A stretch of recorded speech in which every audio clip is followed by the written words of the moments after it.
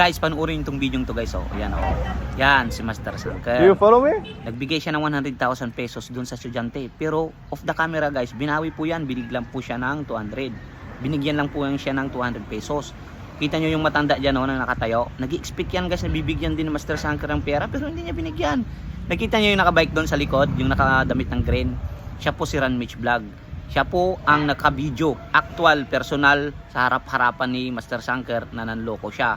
Pinost po yan ni Ran Mitch Vlog dati yung original video po. Umabot po ng 3.2 million views pero may nag-claim po. Pero nakahatak si Ran Mitch Vlog dyan ng 165,000 followers. Pero para sa kanya po guys ay hindi niya po habol yun. Ang habol niya lang po sana ay mabidyuhan ng totoo na si Master Sangker ay nagbigay ng pera. Pero anyway, nagbigay nga 200 pesos lang. So ang goal namin ni Ran Mitch Vlog guys, hanapin namin yung estudyante na yan, interviewin natin kung totoo nga ba na 200 yung nabigay, 1,000, whatever. Tapos yung matanda po, yan o, yung matanda na nakasaklayan. Hahanapin po din namin yan at bibigyan natin ng konting blessings. Alright, abangan nyo na lang po yung video.